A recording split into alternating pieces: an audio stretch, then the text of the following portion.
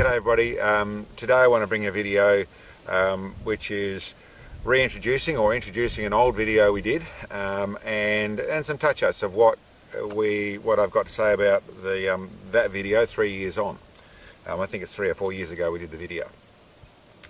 Basically the video was about my ELR prone shooting technique, or my prone shooting technique. So how I actually set up a gun, how I present to a gun, and some of the features of what I'm doing and what that's about. I did that video, which I've got a link to here on below the video here. I did that video with the express intent of explaining what we do, and as said, we're not professionals. I'm also not trying to say this is how you should do it, but it was really much explaining what we did do to make sense of things for people that were seeing a different style than what they'd seen or been taught previously. What we found out of that is many comments from different forums, be that on YouTube or on Facebook or on email, people who said to us, listen, they tried some of our techniques and found it improved their shooting. Which was reinforcing for what we're doing. It makes sense that we're not just peculiar animals that do it a particular way and it works for us, is that there is a sound logic to some of what we're doing. And what I'm basically talking about, as I say in that video, that about getting the body comfortable, and also about making the gun and you work together in an easier form. And the majority of what I said there is exactly the same. There is some things that have changed a little bit, and or refined, I should say, a little bit that I was going to touch on. Now, excuse me, I'm going to look down here as to some notes I've got, so I try and remember all the bits and pieces. But listen, I'll start from in the middle of everything. I mentioned there that I like my scope position high, because it gets my head up straighter, and yes, that's the case. It is how I like it. The other thing I've found from that, when I've set up guns previously that end up with a little less scope height, and still made it work with my head position and that sort of stuff, is that I found that it tends to encourage you with your butt pad height. No matter how high the butt pad is, what the important point is where your actual shoulder, whether it's your shoulder pocket or your collarbone, where that engages. So you can have your butt pad right up in the air, but if you're engaging in the middle of the butt pad here, you're still going to find you've got some muzzle rise. I tend to find the higher the scope, within reason, that positions everything up further. So I am always tend to be running my the butt pad up high to get it in line with the push of the rifle. But as said, you can have it up high, but if your shoulder's positioning low and you really can't feel that so much in that spot, you're just engaging on that flat surface and you don't get to feel if you're sitting on the point or where it's really sitting on here. So the actual scope height helps with that. A little bit higher scope height, I tend to run things up, it tends to make things shoot flatter. Personal thing, like I said, but it's one of the things. Another detail, and you'll notice that on the side here I now run the cheek riser. This is the same rifle I had then. I've actually changed the shape of the cheek riser a little bit to get my head in straighter, and I'm also running it lower. So in the way of the spacing, I've actually set it down lower. Scope's in exactly the same position. What I've done there, and you'll see on here, I'm not running a very high, the cheek riser isn't too high, but it's still got a high scope on a chassis system. Otherwise, all sorts of similar positions. What I actually found is that on some rifles I still do, but the setting it up to run on the cheek, which is sort of what it's called, the cheek riser, I find it works, but it tends to cause a little bit more tilt and not be quite so flexible. So I tend to run more on my jaw. So I'm actually positioning the rifle down more on the jaw side of things, which lets me a little bit more flexible. One of the things that works for is that when you're running like this, an adjustable base, this is the air attack, which basically can cant the thing up and down to different positions. If you're really set on your cheek riser, you move your adjustment on your scope, well, it's not so easy to reposition yourself when you're using a really set position on your choke, on your cheek I should say, because your scope's it moves up and down when you're using an adjustable base. So by going to your jaw, I found or lower down your face, it's a bit more flexible. You only got a slight angle change of your head and you're in behind there, and I found that quite natural to work. Which leads into another thing I would say is all of these things I talk about are features that work with flexibility involved. Being able to be flexible in how you're responding to the gun and how the gun's responding to you, I find a valuable feature. Now, if you've got one rifle or just a couple of rifles that you're competition and you're doing it all the time, it works a set way all the time, then awesome. And as I've said previously, no matter what you do, if it works well for you, then stick with it. If there's inconsistencies, if there's things that you're looking to repair in that situation, then these tips will help with that. And as I said, flexibility is one of the things I find. Whether people ask what's nicer, a chassis or a stock in the way of shooting, I'm really find the more I do of it, the less I am set to any one of them. I like features, I dislike some features in small fashions, but really I like all of the systems, and it's really about being able to be flexible in what you're doing, which includes moving into another feature that we're all taught, which is your trigger position on your pad. This is clear. Your trigger position, your trigger finger position. I've found, you know, in principle, the right thing is to get it on your finger pad there, have a direct pull straight back into your stock, chassis, whatever it is, so you're pulling directly in the line of the shot. And in any cruder, lighter system, it is very relevant to do that and do that right. I've found in a well set up rifle, it's not a very important feature. And that's something I'm not trying to encourage people to do the wrong thing with their trigger finger, but I do find, and it's something I want to pass on, that in getting flexible around things, I'll sometimes get to the point where I'm only just touching on, so I'm just hooking around the front there, and if you had to push hard on that trigger, you would cause your gun to move. But because I run my trigger pressures down at around the 1 pound or a tiny bit under, it's not really a concern. I really am more about getting everything comfortable, and you'll find in some chassis or stocks or that, you'll find the trigger might not be in the perfect position. Adjusting it, getting that trigger to the perfect position, I haven't found a concern, but if you're finding you've got inaccuracy, then yes, go to the correct pull straight through. But in truth, it's not something I have to fuss with some of the different systems I'm using. The main thing is that the rifle is super consistent, it's nice and rigid, and that I'm comfortable behind it. So just a little feature. Other things I would say, and things that I would find that are more relevant to what I've done, that really have changed, and I really do learn when I'm pushing the boundaries on the 5,000 yard shot, on the 4K shot, on 2 mile shot with a 7mm Rem mag we just did. This is my 300. We're going to do a little bit of work to this one, and we're going to stretch it out as well. But the things I've found that cause inconsistencies, more so that I can attach to my shooting, is well, a couple of things.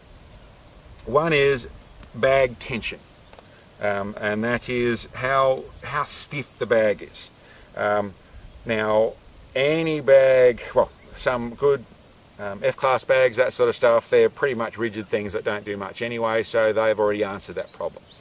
But for most of us, in a bag that is designed to be squeezed or designed to work with, even if you aren't squeezing it, even if you've got one of our bases and you aren't squeezing it, I tend to find that until it's properly settled in, or if you are pushing your boundaries on your adjustment and trying to get that little bit more just by it's up there, but you sort of got to squeeze it in and get the reticle on with just a little bit of your shoulder moving it, sort of thing, so essentially the bag isn't solid. I find that the difference between when the bag's solid and the shot and the bag's solid, and or the difference of the point of impact between when the bag is solid and the bag is a little bit lighter, there is a change. There is a change in your point of impact. And if you look at the videos, as I do all the time of what I do, I can see the gun is rocking a tiny bit more because that bag isn't as rigid as it would be. So it's the type of thing I tend to find after 3 or 4 shots, the bag kind of settled in.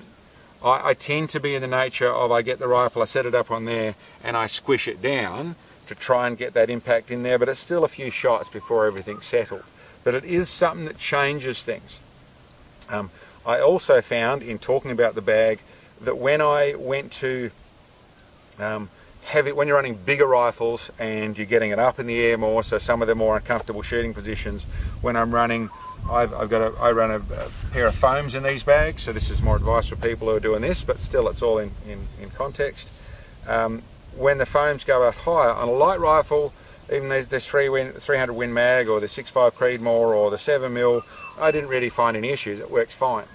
But on the heavier rifle, heavier impacting, and some squishiness, that meant that the bag would end up rocking around a little bit, which is fine with me doing all the right things, but once you start to get yourself where you're working a bit harder, you're trying to deal with a shot, you're trying to deal with the conditions that ELR shooting can give you, I found that actually caused some inconsistencies. And one of the things I went to for the big stuff was changing them from foam. I just made up some simple wood pieces that gave me my rigidity back. Keep in mind, one of the features that this base is all designed around gives you that extra platform.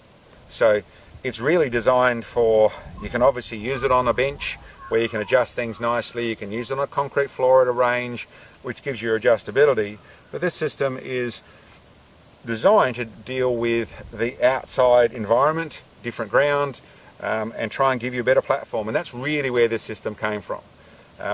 My concept of getting my chest up off the ground, which I go through in that other video thoroughly, and using my elbows and shoulder platform as nice and stability, and then using my gut and thighs and my body weight as my stability, but getting my chest, my breathing system, and my heart off the ground, which straightens up my neck, relaxes my body, basically takes a lot of tension out of things for me, and although I use breathing pause, takes a lot of my motor out of my shot. That works really well for that side of it, but then you need your extra stability in your base. So a lot of people shooting on their bag, down, squish down. I'm not comfortable with that. For people who are, awesome, but for people who want to get up a little bit, then having some, I'm not saying buy one of my bases, you're very welcome to, but it is a feature that getting the bag up but making it stable is really important. So it's part of what I've designed into this system, which I haven't done a lot of talking about, but it really helps on that score. Another feature, which is, this is all relevant, that's why it's all in the same sort of breath, is that especially in my 5K shot, but in all the really long stuff, I found a difference, a reasonable difference in the elevation of the shot out of bipod preload. So I would find, and especially when I'm shooting at some of the positions, they're on a slight ramp, so you naturally have a shot, a big rifle whacks you hard, and you can get moved back a little bit.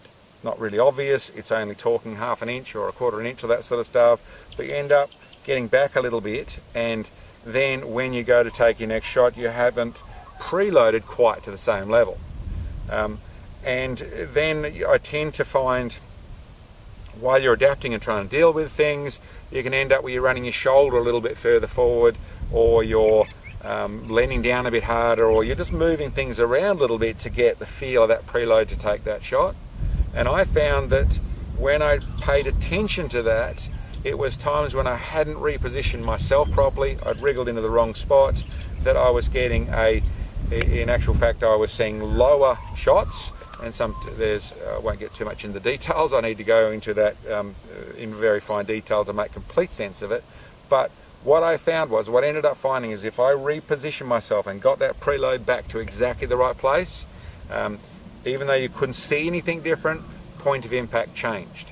So our best shooting was all about was, and part of, which I do, and what I've explained, is when I'm down in that prone position, I've got a rock behind me here, but I have my feet behind me. There's a rock in the road for this little setup, but I definitely use my toes to work myself back up, get myself right, then relax my toes, so my toes aren't pushing during the shot, but I definitely use them to push up and make sure that I'm in the right place to my rifle. That all is combined with the fact that I've been through this and showed people before, a couple of things in the mat that we did to help with this process. Another thing I wanted to touch on in that same breath was, and I've been through a bit before, but I'm going to put it all in the same video, was I made some mods to this mat, which did affect, which I did find in different conditions, they helped, and certainly, and I'll pass them on if they'll help other people. But one was, in the way of the normal bipod sort of stuff, there's a lot of ground that things do grip, there's a lot of ground where things don't. But what I found was, using this very light part of the forward of the mat, which a lot of mats have, I stitched on an extra bit of seatbelt material up the front here. Well, it's actually just a bag strap that I stitched on the front there. Well, actually, the spot I stitched on up the front there, that to give it where that is then a constant thing. Once you're settled, you'll find that you can push backwards and forwards, you're not getting any movement because it's attached to your gut, your thighs. It's attached to the mat you're laying on. So that stop movement there, it can still dig into the ground, you've still got your full impact control on the ground, but it really helped. And I only used it for some conditions. Nowadays I tend to find I use it all the time. The other thing I did was strip out the foam. Bags are made, or mats are made, with a nice bit of foam material to protect you from rots and things when you're laying down, but that also happens to be where the butt of the rifle's sitting. So that's a negative. That just causes you instability in doing that by having that. So I actually cut that out for where the butt of the rifle is going to sit, and that was another improvement that helped me in other conditions. Less so with heavy rifles, more so with light rifles because of how much it's been squished down. But it just made that where it sits nice and stably. But those are certainly features that I found that really worked, combined with our system. And I suppose what I'm really talking about there, if we go away from my products and my mods and come back to what I'm talking about, is that I see it, and I've seen recently a video, a guy trying to figure out why he was getting inconsistencies.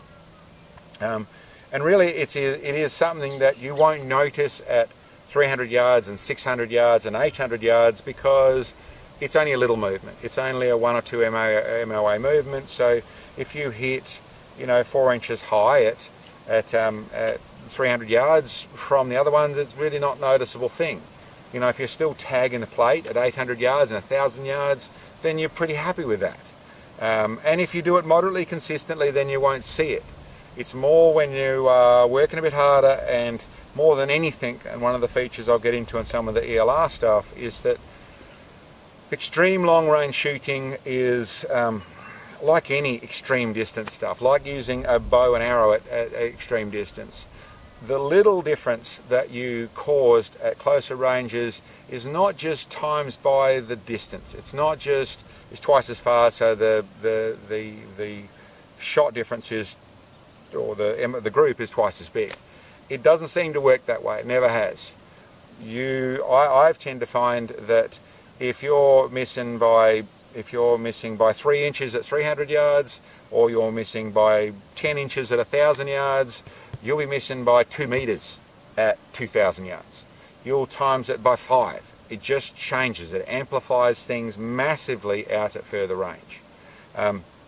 So that's part of where, if you're using a squeeze bag, which is a great thing for giving stability for your closer range shots. And it really is. It's a nice simple thing. You get in there and you tuck it into a barricade where it is and use the bag to stabilise it and then shoot. Yeah, up to 1,000 yards you'll do that. You're starting to get a bit scruffier at 1,000 yards. Much more made for the 300 to 600 yards. And listen, some guys do very well at long ranges. But, as said in that video, and as I'd always say, that when it's all good is not what we're talking about. We're not talking about the day when you shot your best groups. We're not talking the day when everything worked well. We're talking the day when everything went badly. That's the day I'm working on. That's the one that I've got to try and make my system work. I can go out and deal with what's in front of me, whether it's high wind, whether it's weird conditions, whether I'm trying to read distant stuff, whether it's got bad light. The bit that I can assess all that with is that my shooter form and my rifle form are consistent. And that's the day I'm working with. So then, a squeeze bag that bit of you think you've got it on, but the bag's actually relying on your hand tension and relying on things that mentally you can't keep a check on it, all this sort of stuff. Some people are better than others, but you little grey area and all of a sudden your bag's moving differently than it was the other day. You can't work out what's going on because you haven't got that consistency. Something that's rigid, I mean, in my case, that's another little feature of where although it's just shooting on a bag, by the fact that tension in the bag stays consistent by using something that adjusts underneath it is a real advantage to staying consistent in like I said, on that bad day. Okay, I'm going to go back to here. I think that's a reasonable amount of that stuff there. Trigger position, bag tension, bipod tension, mat mods, the base and design and adjustment, cheek riser height. That's pretty much the stuff of prone shooting I wanted to touch on.